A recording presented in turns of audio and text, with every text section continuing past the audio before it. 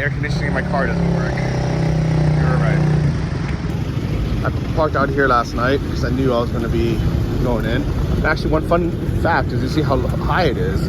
It's because I knew I had to go up on this curb. And because the GTS has this kind of under body kit, it scrapes easily. But fortunately, this car has air suspension, so you can actually lift it by 2 inches or drop it by 2 inches. So it can be really low on the highway like a sports car, or go up kind of like a 4x4 to clear the ground. But what it doesn't have is air conditioning, and it's getting hot, guys. So I gotta go fix it.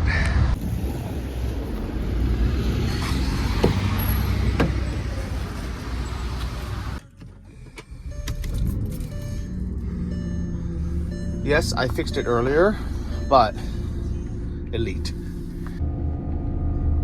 I know a few of you will say I told you so, but there wasn't really another option. I had never tried it. I didn't know if it was just a simple recharge or if there was really a leak, but hopefully now they can repair it and it won't be too expensive. But they've already prepared me saying I might have to leave it overnight. So this is how I raise and lower it. But now I'm on the street, so I'm gonna have it in normal mode.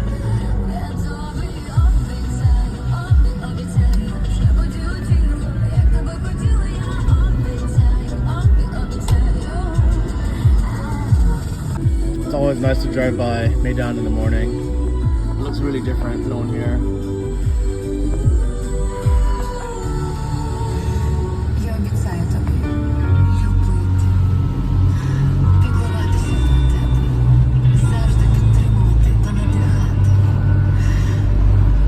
Alright, we made it to the east side, North Bank. Is about my favorite market on this side, which hopefully I can visit on the way back.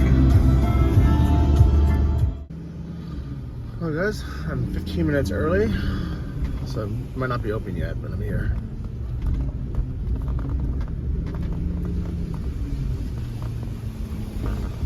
Welcome to the Cayenne service, guys. Oh, looks like someone's already here.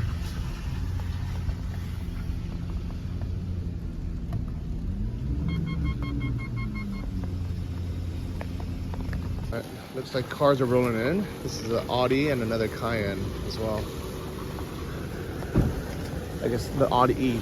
So whether it's a good thing or a bad thing, most of these cars, like the Audi QS4, QS6, the Porsche Cayennes, the Touareg, as well as the Lamborghini Urus, are actually all built on the same platform. Did you know that? Because it's all owned by the Volkswagen Group. Obviously, there's a big difference between a Volkswagen Touareg and the Lamborghini Urus. And actually, all of them are very different. They all feel very different. Even though some of them actually use the same engine, they're just tuned very differently. They use different parts. It's kind of like giving, I don't know, I guess if you gave like a woodworker the same 2x4s and the same nails, they can build very different furniture, you know? But that's the way life is today. But the good thing is, I think you can also fix the same cars at a Cayenne service because they're basically the same layout, the same engine, so they can interchange parts sometimes. So this is a SQ8. Yeah, really beautiful car actually. But if you look at it, it's the same size and dimensions of both the Cayenne and the Urus.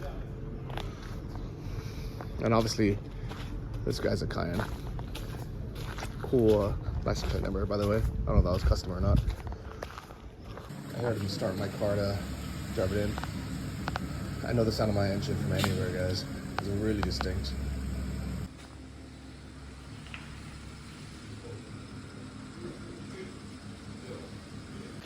I'm gonna make myself a little coffee while I wait. I like how they actually use good beans here. Nice spot. Alright, so the engine is popped now. We're gonna try to find a problem. While we're here, just to see what other cars are in the shop. It's another Panamera. I do like these, but they're always in the shop as well. Is this the same one I saw last time? Not sure. So here's a Touareg that we talked about, the same platform as the first Cayenne. Cayenne turbos are always in the shop as well, because it's like my engine, but overpowered. And I think this is just a guest car. And this one they're painting here. Maybe a restoration job. Hello. Oh, it's cool. It's cool that they do everything here. Wow. This is actually probably the exact same car as mine, but someone added this plaid stitching to it, all this weird aluminum carbon fiber. This is definitely like a super fixed up Cayenne turbo that they're restoring, I guess. I don't like it, guys. I don't know why this guy chose all these weird colors and everything to make it fancy. Here's the newer kind pulling in. This is a diesel.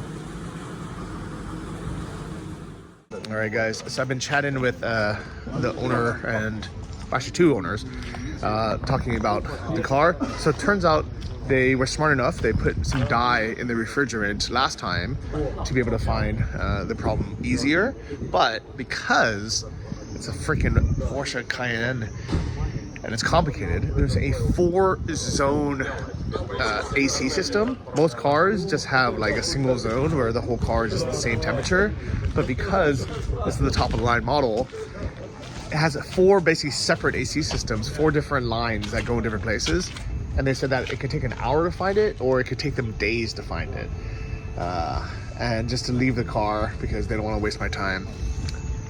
So this is another complication why you should always just have basic stuff. Like, nobody needs a 4-zone climate control system. Like, who cares? I mean, maybe 2 zones, right? Or even no, screw the passenger. If they're too cold, they should just turn the vent down. You know, and the people in the back, yeah, it's nice to give them air, but just give them the same air that we're getting in the front. I don't know why people make it so complicated. And as actually for the cars I misspoke, this is one of the owner's cars, and they said that they can't repair it. It's too different. And even the Touareg, they said that they're only doing it because it's being donated to the army, but they normally won't work on it.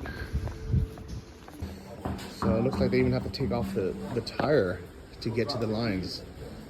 It's complicated, guys. Oh my god. I guess you have to go inside to look for it. So they they're taking off both wheels now. I think all the lines are just like randomly somewhere. They gotta find it. Alright. Taking off all the linings. I've never seen it like this. Wow. So complicated, guys. Yeah, at least my brakes are good. Alright, here's my office of the day, guys. A little chessboard while watching this guy work on my car. Not bad. Free coffee, too. They found it very fast. Good luck. Dear. Oh. Wow. Blistera.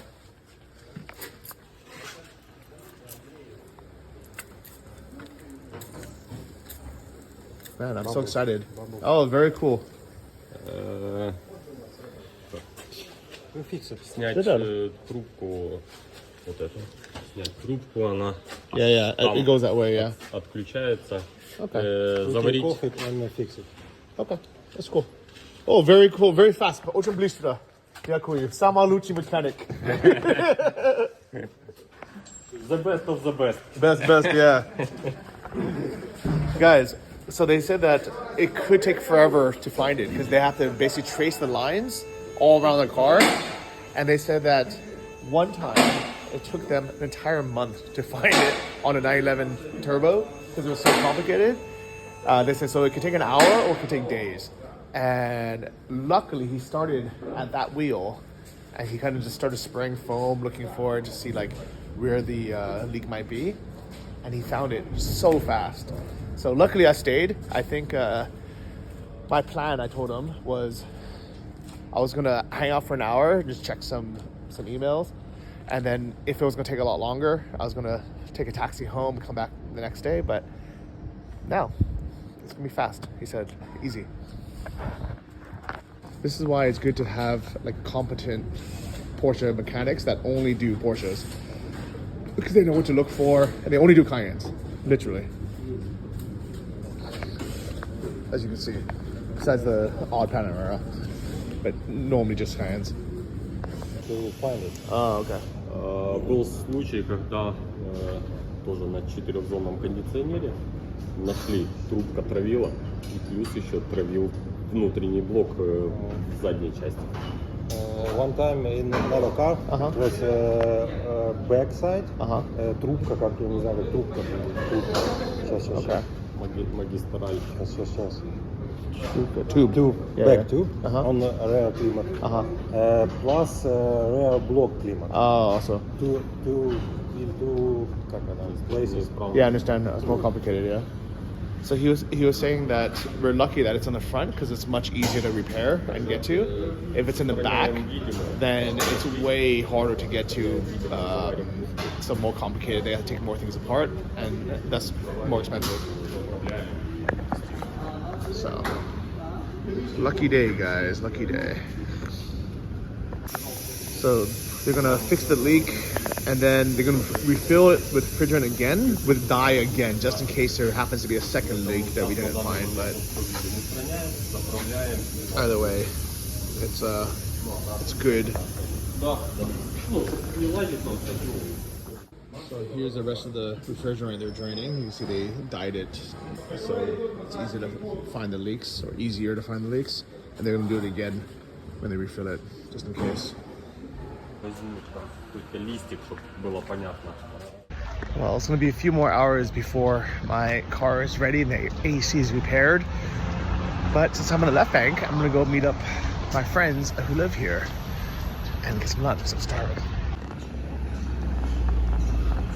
Guys, it is so depressing to live on the left bank. I'm gonna walk through these like dark tunnels. Look at this. It's so different than the center. We have nothing like this, and it's way darker in real life too. Like this camera is showing much brighter than it is. In real life, it looks like that.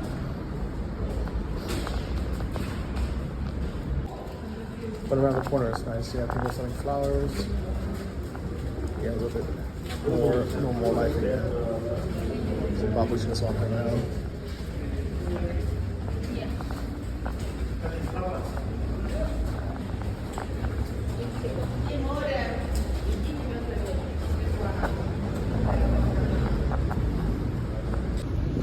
But once you go upstairs, it's actually kind of nice. They have this bakeries. You can see that, like, they're fresh baked and everything. You smell it even. It smells really nice, guys. Just cinnamon puppy rolls, hot dogs. And it smells so good.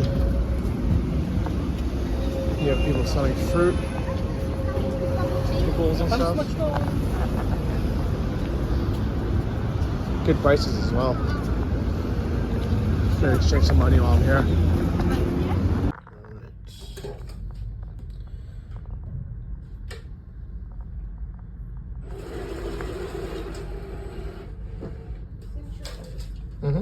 Exactly. So perfect timing. Vlad just walked by. We're gonna have some lunch, and I was telling him that the reason why I wanted to put the money away before I walked outside is, in the US, if I walked out of a money exchange place counting money, I'll probably end up getting robbed. But here, even on the left bank, you said it won't happen? No. People will not even pay attention to you unless you will get a very specific type of person, gopnik type of person. Yeah. They might have some questions to you, but I think, like, I don't know, I don't even really see that here. Like, you hear about them, but I think they all died in the 90s from drug overdoses. Most of them, for sure. But you know, some of them are still here. Tроещина is nearby. Oh, so. yeah, Sama Lucha Rayons. Yeah, but in the US, in every neighborhood, you'll get robbed. Well, actually, look at it. Is that Azerbaijan flag, or? Yeah. Oh, that's funny. Anyways. It says always nearby. Ah, that's cool.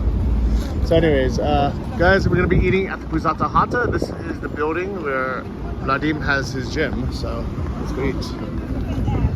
Maybe the Pusata Hada on the left bank tastes better than the center. I think it does, actually, to be honest. It's more fresh. This one is not bad. The best is at the Diagnosing station. Oh, yeah? Always fresh, always nice people working here. Yeah, because like in the center, I think like some people only go to Pusata Hata if like they have no other options. Exactly. But here, actually, like it's like some places people like to go. Yeah, just normal dining room. Yeah. Okay. Vadim wasn't kidding. It's a nice one. I like how they always have a place to wash your hands before you go into. It's really convenient. Yeah, we still care about COVID, right? Did they put this in after COVID? No, it was always here. It's just It's nice. people to do. Yeah, and you don't have to go all the way to the bathroom.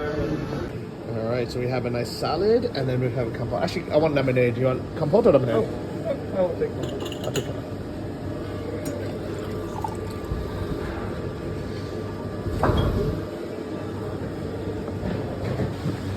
No soup, it's too hot today. But maybe we'll have some beautiful... Oh, that looks good. This one looks nice. What are you having? Veggies, as usual. Uh-huh. Just normal basic veggies is my favorite here. And you try this? Chicken cutlet? KFC cutlet or? Yeah, but with cheese and meat inside. Okay, maybe I'll try that one. Alright, so I'm gonna have this beautiful natural dish.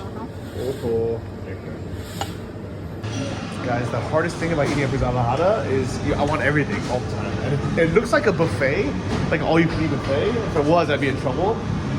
If somebody show up with that, they should make one Pusata Hada that's all you can eat buffet, charge like 500 hryvnia or something. I would destroy that place. I would be so happy.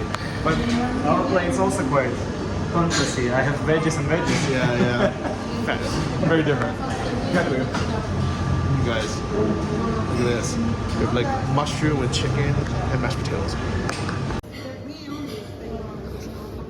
Ja, nie brava sta Pusata Hata. Ja, lublisz Pusata Hata. Alright, so Vladim's was 142, which is very reasonable. Mine was more than double because I got all this meat. This alone was 120, but looks like it'd be worth it. But it's like traditional, so. Must be good. Guys, we just met a new friend. This is Alex. He says he watched some of my videos as we invited him to join us for lunch. And we have this beautiful view, guys. Let me show you. This is probably the nicest Pusata Hata view in Ukraine, in the world. Look at this. Lunch, we're moving just here for coffee. How convenient is it? Yeah. All right, we decided to get a little snacky snack and sit by the window for this million hryvnia view. There's a restaurant for this location because it's like not the best region in Kiev. No, left bank Samaluchi is the best. What are you talking about? Better than the center. Really? Yeah. Not as good as Treyeshina, but Oh yeah, Treyeshina. almost as good. Number one. Treyeshina, Samaluchi. Like for Treyeshina. Not Treyeshina. Cheers. Thank you. Well, guys, that was a really interesting lunch. Nice to see Vadim as always. And I was talking to the military guy, and actually, it's a really interesting story. He was in IT, and actually, he was in Poland at the start of the war, but he decided to come back and volunteer, basically, or sign up. So he had past military experience a long time ago before he got into IT. But when he came back, he went down to the registration office, put down his name, and actually didn't get called for like 4 months. And Vadim said the same thing. He said when he first, the war first started, he went down to the office like 4 times. And the whole time they put his name on a waiting list, and they're like, oh yeah, we'll call you if we need you. We're only looking for people who have active experience right now. So it kind of shows that there's a lot of people fighting aged men in Ukraine who are willing, or at least were willing, as time goes on and as they wait longer and longer on the wait list. A lot of them kind of go back to normal lives and they think it's not going to happen. But anyways, I won't share too many details, but it was always interesting talking to local guys, especially ones that are actively on the front lines, defending the country, what life is like. All right, I gotta go back through here to get to the mechanics. Guys, I'm not gonna lie to you. Life on the left bank is kind of depressive.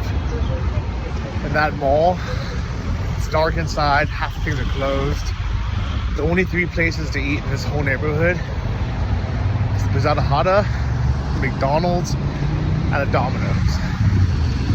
And then I guess you have like some shawarma, little bakery things, but I don't think I'd want to live out here. Life in the center feels a lot more better, if that makes sense. It's really just a place to go shopping, and then I guess this little tiny sushi master thing, an old theater. Yeah, but life on the left bank is really, they call it sleeping district. You know, you go to the grocery store, you go to the market, and you go home. If you want to do something fun, if you want to get some culture in or see some cool places, then you go to the city center. So it serves its purpose. But I wouldn't want to live out here. It is much cheaper out here and more green, so it would be good for families, but there's not that much going on otherwise. Don't get me wrong, I understand that in the US we have suburbs as well, you know, small towns, and you're not going to get, you know, cool fancy restaurants or coffee shops there either. If anything, it's better here because at least you get these like farmers markets every day, so you have fresh fruits and vegetables all the time. It's probably better than living next to a Walmart and a 99-cent store as your only places where you can buy fruits and vegetables.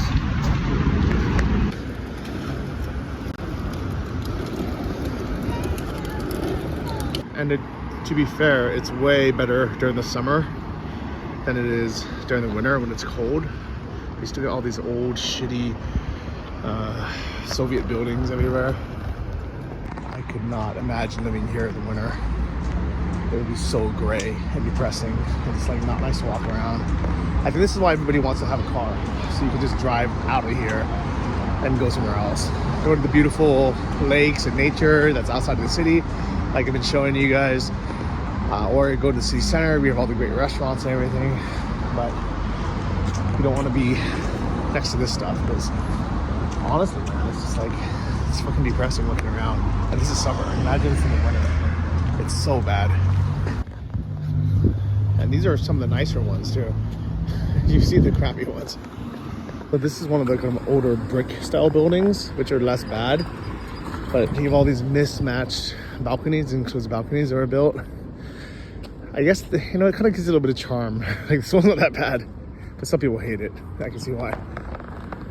The biggest difference between Ukraine and the EU, for example, I was in Lithuania, and they have like all of the old, you know, Soviet style apartment buildings, but all their balconies are matched. And I don't know if Lithuania like paid to renovate everything, if it was somehow like an EU project or Lithuania had the money, but everywhere you go you would see like matching balconies, power washed and clean. I wonder if that'll happen to Ukraine after they win this war and they go through this new building process. And on one hand, I don't think most of this existed before USSR, so I don't know what was here before, to be honest. Maybe someone can let me know in the comments. I know a lot of the nicer buildings, like the one I live in, were pre-revolutionary, so they're more than 100 years old, so they're before USSR. And before someone comments saying Russia built all this, they didn't. It was built by Ukrainians under the Ukrainian SSR, which probably means that they were either underpaid or maybe they were paid, you know, they weren't paid at all to build it. So it was still by the hands, blood, sweat, and tears of Ukrainians. It just, they probably weren't, you know, paid a lot of money to do it. But a lot was built during that time, so You gotta give props where it's due.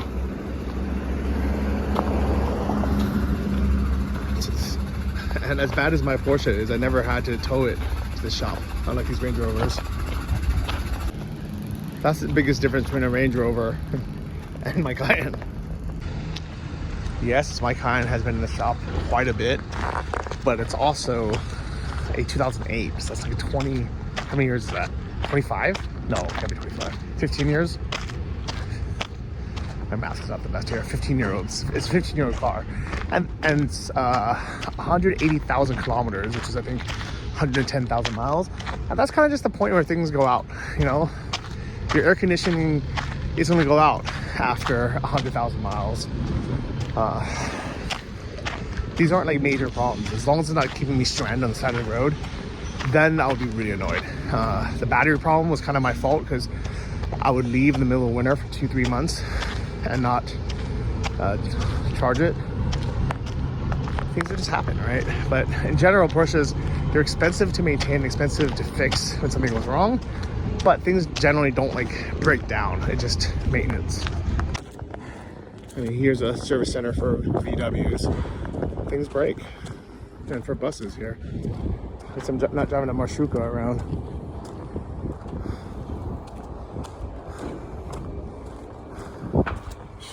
Which very well could be, guys.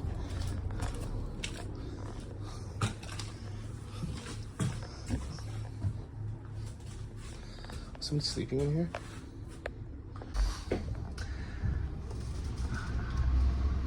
Kind of matching the seats.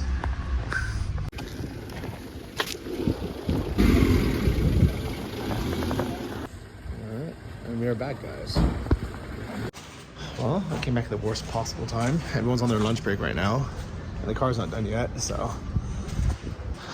I don't know what to do. I don't want to like leave and come back again.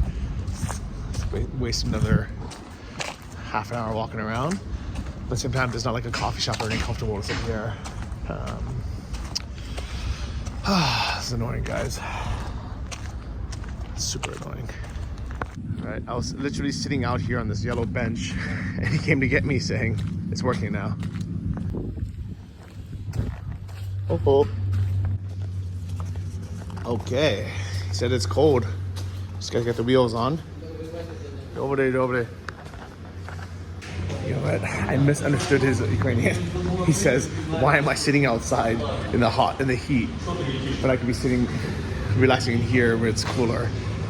I'm like, I thought he said my car was done. It's not. They turned on the AC. They bought me some cakes. Told me to relax. Well, guys, told me to relax. And I'm gonna relax, guys. Want some Jake Bro. Let's check in on Ukraine's counteroffensive. Ukraine confirms the liberation of another settlement in Zaporizhia Oblast. Now including Finland. Guys, it's 4 p.m. Sweden. So laying around watching YouTube videos still. Down to Hungary and Turkey. I want this car to be done already. Finland's vote does actually matter in reality, where Finland opted for the ultimate heel turn and raced to get in just for the purpose of vetoing Sweden. Alright guys, it's been a few hours, but some bad news. So there's a aluminum tube that needs to be replaced or fixed or something. But the problem is they can't do it here, so they send it to another shop to try to do it. But who knows how long it'll take. It might not be done today, so I'm gonna go home. It's already 4 p.m. That sucks. I was hoping to be able to drive it home today. I feel like I just wasted my whole day sitting around when I should have just left earlier. But I guess we didn't know.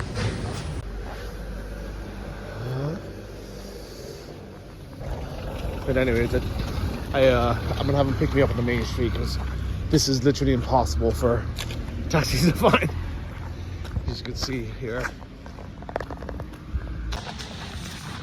What I do like about Kyiv is there is always the option to take a low-cost public transport, like a 30-cent bus, to be able to go.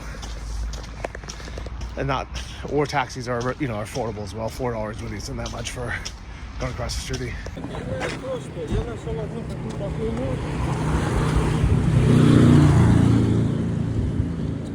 There we go. Nice camera here as well. Joby did. Yeah, Johnny.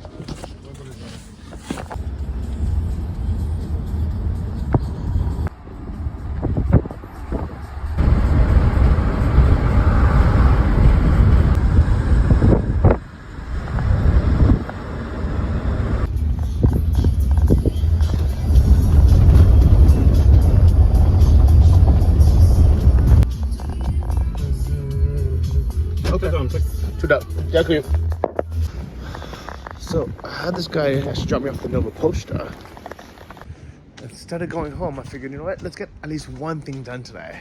I'm going to the post office and I'm gonna pick up a package that I ordered from the US. You'll never guess what it is. It's a winter coat. And it's the middle of June right now, the end of June. So yeah, I know, it's middle of summer, but I bought myself a winter coat, guys. The good old Nova Post. Go begin. Okay, thank you. Colombia, US.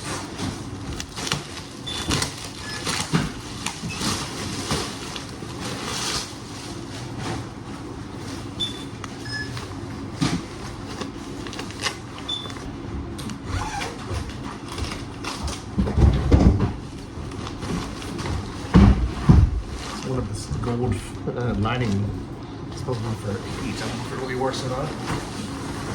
So it fits.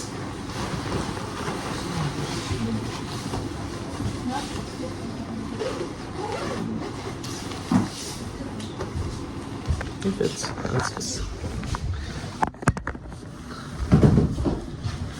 It fits and it's super warm.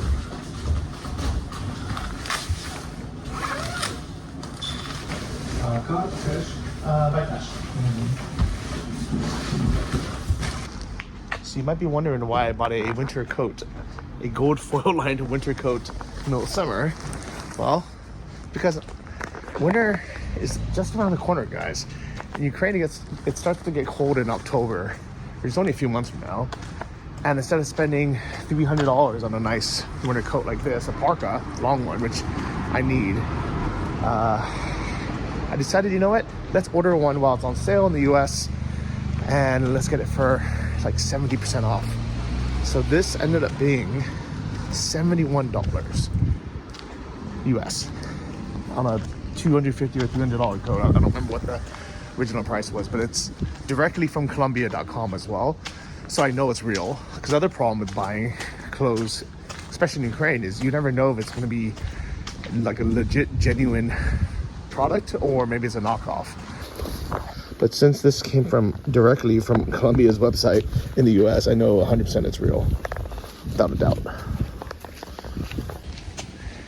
And if you're curious how to get items shipped here, well, Nova Posta has a service called NP Shopping, which they will deliver anything up to 150 euros worth, tax-free. That's kind of the law in Ukraine, is per month you're able to import $150 worth of stuff, 150 euros worth of stuff without any tax. And per box ends up being around $15 to ship something like this.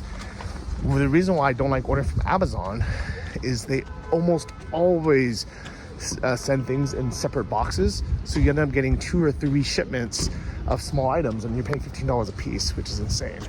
But if you're just ordering one item, then it's okay. All right, well, I just got home, and fun fact, this isn't the only jacket I bought.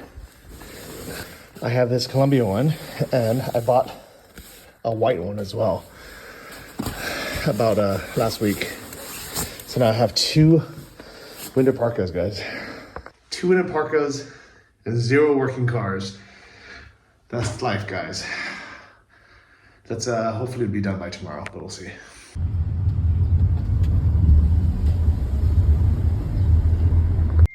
Good morning, guys. It's 2 days later. I'm here to pick up my Cayenne.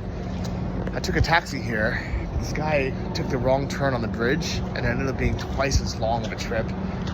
So I'm so tired from just sitting in the back of the taxi. I hope Uber didn't charge me more because he took the wrong way. Let me check. No, it was the same amount, so thank God. Anyways, the car is here. It's ready to go. Hopefully the AC works now. Dobre Anako. How are you? Oh, good to see you. My taxi took the wrong bridge, and it took like 40 minutes to come here. Yeah. But sometimes this happens, the wrong turn. Well, today you have a lot of cars.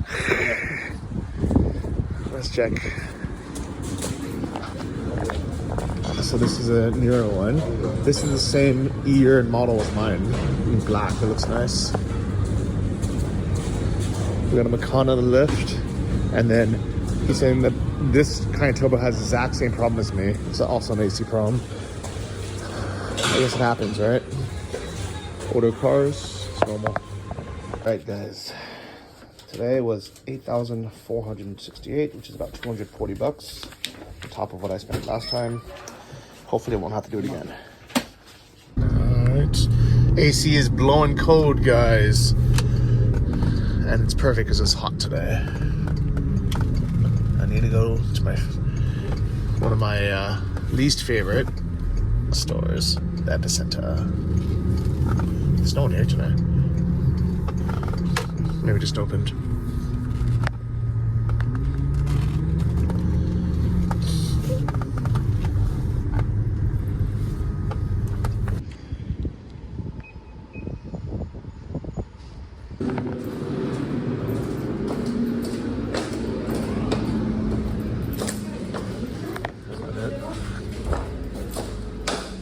What's the Epicenter?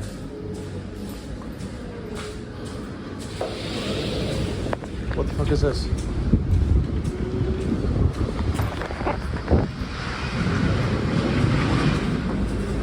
Oh my god, I think this is an Epicenter internet pickup. It's not like an actual Epicenter. Fuck. Oh my god, this is only a pickup point. Tobiania. Attendee magazine at internet pickup. Клиент. Да. Магазина нету, у нас только выдача заказов. Это можно сразу купить, если вам что-то надо. Дякую. Guys, this is all they sell here. Партизанская 11. Okay. Crap. Alright. This is a failure, guys. Oh well. Life in Ukraine.